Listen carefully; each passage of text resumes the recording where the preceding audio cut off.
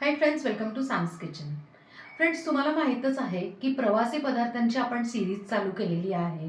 तर आजचा आपला पुढचा पदार्थ आहे हलका फुलका खमंग खुसखुशीत असा स्नॅक्सचा पदार्थ.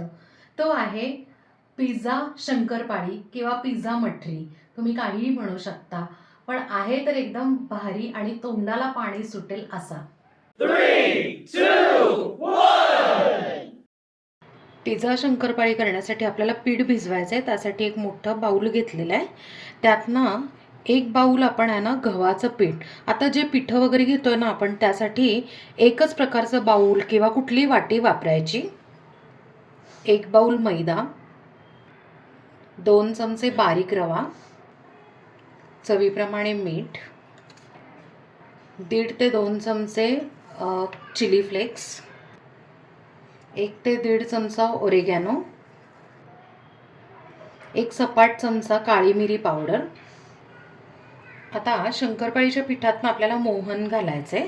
तर आपण इकडे आहे ना तूप वापरत आहोत.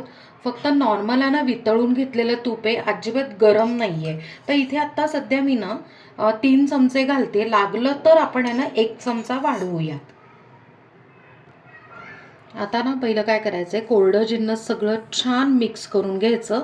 म्हणजे आपल्याला ना मोहन अजून लागेल का ह्याचा अंदाज येतो. पीठ मिक्स करून बघितलं, पण अजून पुष्कळ कोरडं आहे. त्यासाठी आपण 1 ते 1.25 चमचा फक्त आहे ना तूप घालूया. आता परत मिक्स करून अंदाज घेऊया.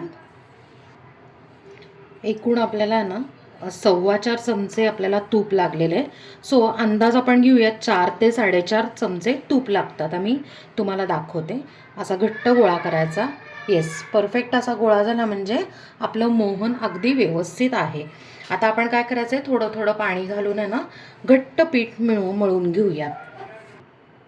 आपण ना घट्ट असं पीठ मळून घेतलेलं आहे. आता फायनली काय करायचं, अगदी थोडंसं तेल घालूयात आणि परत एकदा मळूयात.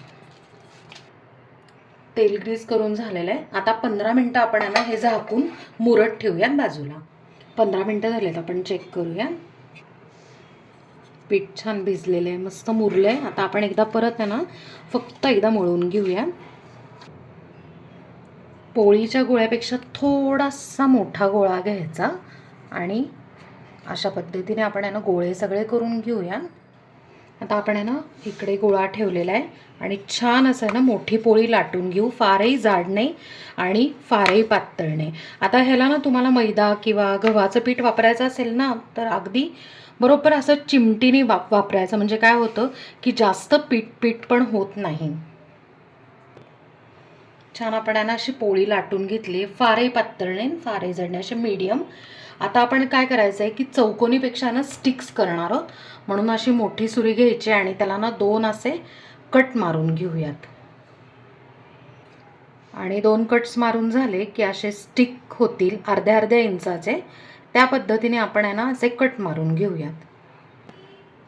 मस्त आपण आहे ना असे एकसारखे कट्स मारून घेतलेले आहेत आणि छान अशा आहे ना स्टिक्स तयार झाल्यात. हे बघा, मी दाखवते अशा पद्धतीने. आणि ऑलरेडी मी ना तेल तळायला गरम करायला ठेवलेलं आहे. आता आपण तळून घेऊया.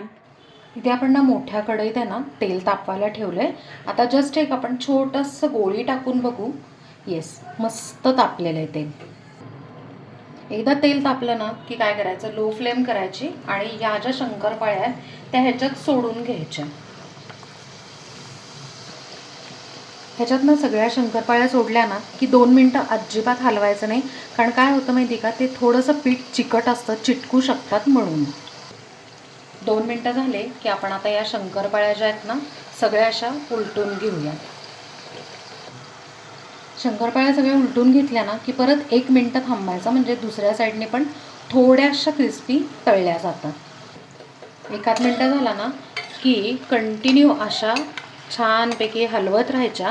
म्हणजे काय होतं की एकसारखा रंग येतो, एकसारख्या अशा कुरकुरीत तळल्या जातात. मस्तपैकी आहे ना छान शंकरपाळ्या तळल्या गेल्यात. ह्याची साईन म्हणजे काय माहिती आहे का, की सगळे बुडबुडे कमी झालेत आणि तेल शांत झालं की समजायचं शंकरपाळ्या परफेक्ट तळल्या गेल्यात. आता आपण आहे ना ह्या छान तेल निथळून काढून घेऊ आणि अशा पद्धतीने बाकीच्या पण करून घेऊयात. फ्रेंड्स, प्रवासामध्ये खाण्यासाठी मस्त अशी हलकी फुलकी खुसखुशीत कुरकुरीत पिझ्झा शंकरपाळी इथे तयार आहे आणि आपण ती एका प्लेटमध्ये मस्त गार करून घेतलेली आहे आणि विशेष म्हणजे ही शंकरपाळी 1 महिना छान टिकते.